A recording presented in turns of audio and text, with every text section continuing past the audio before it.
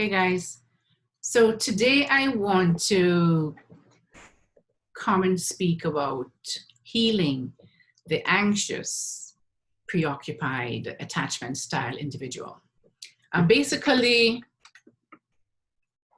I basically did I did a video yesterday, but then my anxious, preoccupied members were saying to me, why don't you do one for us as well? So I thought, let me get this done today before the weekend. At least some people will have the opportunity to maybe start healing that kind of attachment style over the weekend. So let me get started. By the way, I'm Christine, your relationship and mindset master doctor and your leverage for change. And I'm going to be speaking about healing the anxious, preoccupied individual's attachment style, somebody with this type of attachment style. And let me begin with the core wounds. I'm just going to kind of narrow them down into two basic groups. And basically, someone with this attachment style is really, they have a huge fear of abandonment. They also have the tendency to feel as if they're just not good enough for whatever it is. In whatever type of relationship, they will have these fears, right? So it boils down to those two core wounds, really. What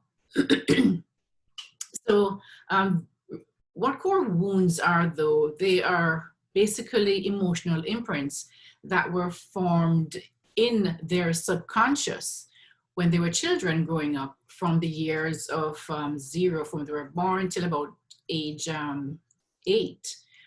Because at that time, I have another video that kind of shows you how the brain is connected and how it speaks to other parts of the brain. And so the frontal lobe is really what makes sense of the things that we experience and what happens to us.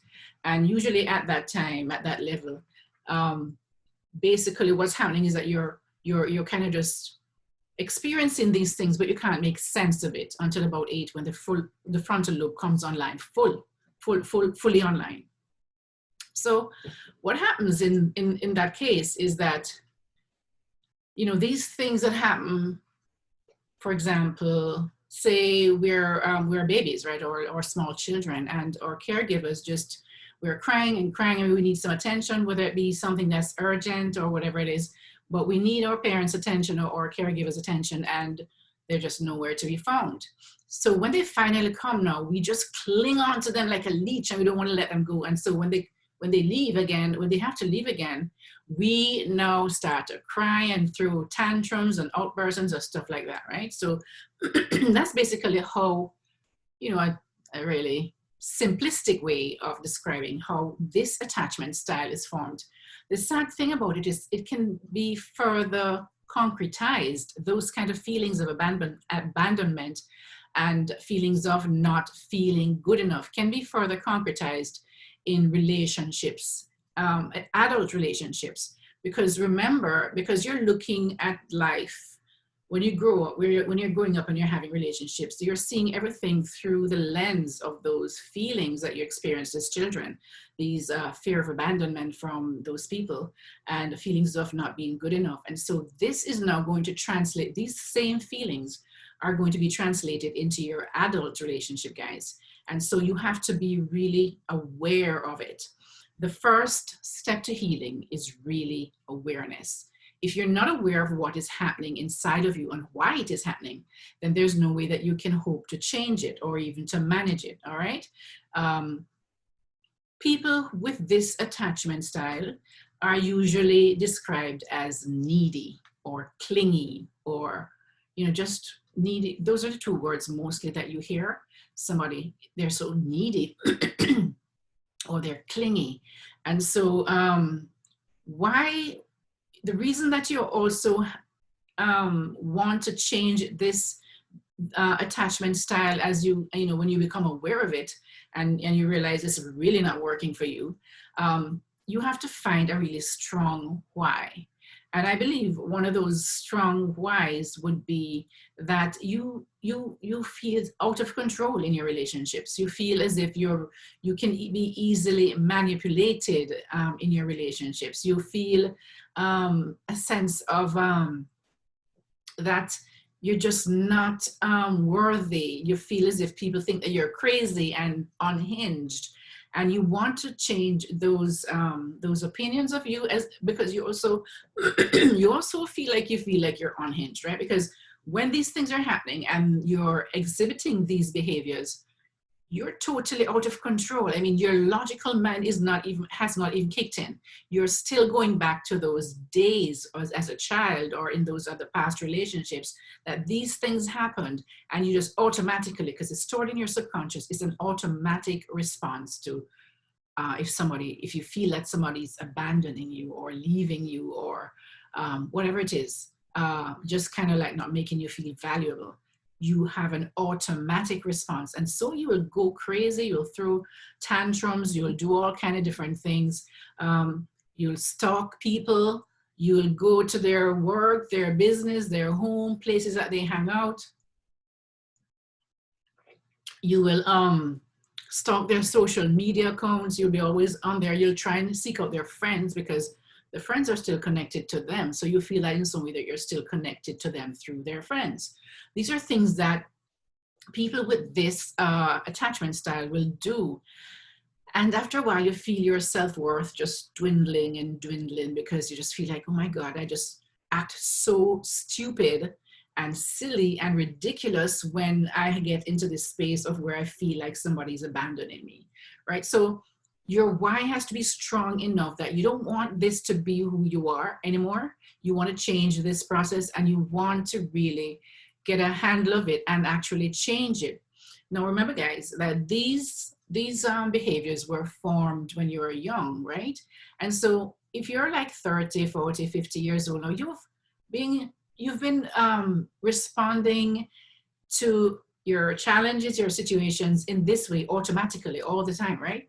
And the way that your behaviors and in the subconscious behaviors are formed, you fire them, meaning that you do it and then it's wired in your subconscious, right?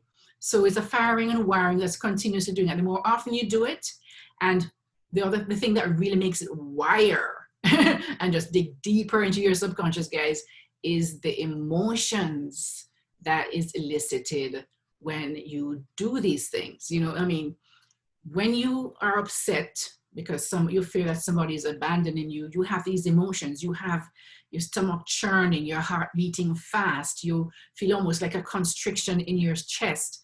All of these feelings are emotions that further just wire those feelings and those automatic responses into your subconscious mind. And you have been living from this space for years. So it is going to take a lot of awareness, a lot of work, a lot of, you have to be consistent to really change these behaviors. But first, before we change them, because it's going to take a long time, let's learn how we can manage these behaviors, right? Now, usually when you, as I said before, what happens is that it is coming from an automatic response. It's an automatic thing that happens without you thinking. You just, there's a thought that happens so fast you miss it. There's a feeling that comes with that thought that you miss it. And all of a sudden now you're behaving in a way that's so weird and just so unlike who you really are, right? Because this is just like an automatic response. Just like your heartbeat, your subconscious mind is what causes your heart to beat, and you don't even realize your heart is beating. You're walking around every day and you're going around, you're breathing. Your subconscious mind is running in the background, all of these programs. You're breathing, your heart beating, all of the other functions that happens automatically. So therefore, when these happen, they are happening automatically, guys. And so we have to catch them. We have to break things down. What is the first thing that usually happens before our behavior is exhibited in front of all to see? Well, usually what happens is that or something happens, something comes across our consciousness, right? your spouse, your partner, whoever it is, does something, he's on the phone maybe and hiding it from you, you start thinking, that's not right. It's something, he's hiding something. You start thinking something, you start thinking those things. You start now feeling like, like this person is going to leave me. They have somebody else. You now start behaving in a way, and you might go out there after he's finished on the phone and say, who are you talking to? Or, whatever it might be, whatever the behavior is, right? You might now start stalking them and following them to see where they go. So all of these things, right, they happen in a sequence.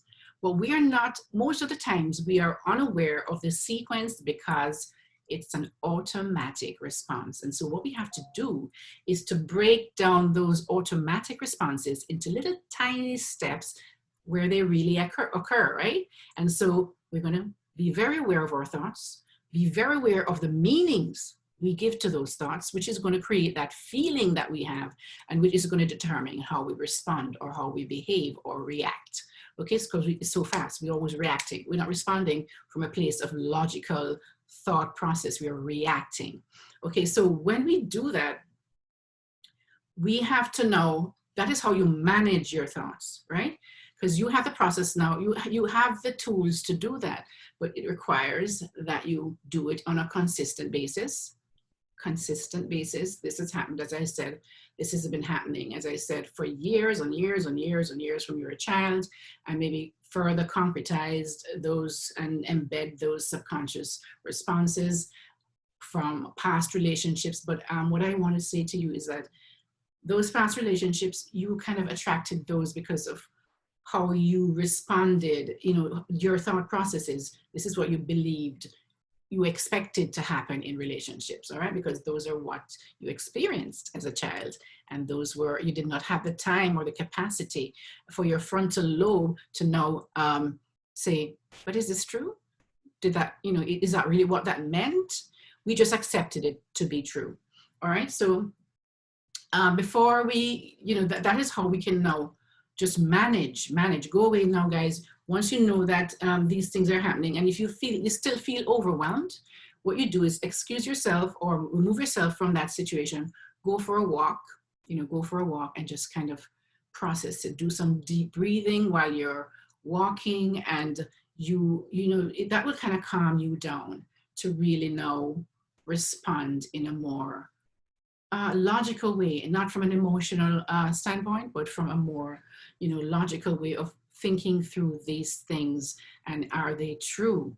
Now, what you're going to do is that you have to become really hyper vigilant, right? With of your thoughts and the feelings that's going to be elicited from whatever happens, whatever experiences that you have.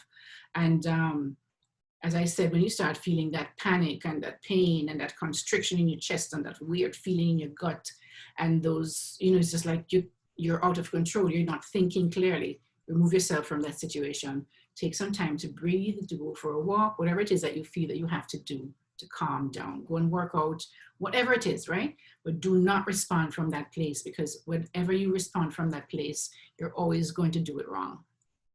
The next thing you can do, which is a little bit more in depth in terms of now trying to rewrite that automatic response that comes with whatever it is that triggers you. What you need to do is ask yourself some questions, right? You have to ask yourself some questions. For example, stop and focus on these feelings, and then kind of name these feelings. What am I feeling? What am I feeling, right? Ask yourself, what am I feeling? I'm feeling abandoned. I'm feeling misunderstood. I'm feeling alone. Ask yourself again, are these feelings justified? Well, yes, for me, they're justified. I feel that they're justified. Now ask yourself, are these feelings true? Is it true that I'm abandoned? Is it true that I'm misunderstood? Is it true that I'm alone? Well, no, I mean, it might feel that way, but I really am not abandoned. The person is still here, one. And also, even if he goes or she goes, I'm no longer a child as I was, and I was in that place of helplessness, that I couldn't help myself. I could do stuff. I could change things. I could make different, make different choices so I don't feel abandoned. Do I feel misunderstood? Well, even though I feel, yeah, I feel misunderstood, but even though I feel misunderstood, I can always choose how to move on from that. Do I leave this relationship if it's too toxic for me, or if it's not going anywhere? Do I, try and speak to this person and, see and try and work it out? What is it that you can do something? You're still in control, because what we have a tendency to do is still behave from that place of a child where you were helpless and not able to make choices or help yourself, right? Or make choices or do something. Now you're an adult, you're working, you have your own home, or you're in charge of yourself, you pay your own bills, whatever it is. So you now have the choices. So when you have asked these questions, realize that you're no longer in that place, that space of being a child and being helpless and not able to make the choices for yourself. The next thing you have to, ask is, am I alone? No, I'm not alone. I mean, I may feel lonely, but I'm not alone. He's still here. There's still he or she's still here. There's still a chance that we can work through this. But not only that, I have my family, I have my friends, I have my siblings, or I have my, people that I can talk to, my coworker, whatever it is. You're not alone, right? So you have to question yourself and question these things to realize that these automatic responses and thoughts that you used to have are not necessarily true, or even if they are true, that you're in a different space now, you're an adult, and you can change these things if you want to, all right? Remind yourself that these feelings were developed at a time when you were unable to choose the meanings to these feelings. For example, you felt abandoned as a child because maybe every time you cried, or if you needed to change, or whatever it is, you're hungry and you cried and your parents just didn't come right away. They may have taken, maybe your caregivers or your parents may have taken a while, maybe half an hour, whatever it is, and you felt abandoned and rejected or neglected. And so at that time though, remember you're a child and your frontal lobe was not online fully. And even though these things happen and you could experience them and feel them and all the feelings that come with that, those things that happen to you, you have to also realize that you weren't able to really logically think out the process and give other meanings to this. Perhaps your parent was a single mom or a single dad, right? Perhaps they just did not have the time. Maybe they're working 2 jobs. And now when they came home, they had to now be cooking and cleaning and taking care of you and getting ready for the next day for the job, paying bills, doing all of those things, doing laundry, cleaning the house, stuff like that, guys. And because we were babies and little tiny people who could not think for ourselves, we just accepted that feeling, and that is what was kind of just embedded into our subconscious. And so now we can realize, there are the meanings that we could give to these circumstances. Maybe, the reason why I feel this way is because, my parents just could not be there for me every time I cried.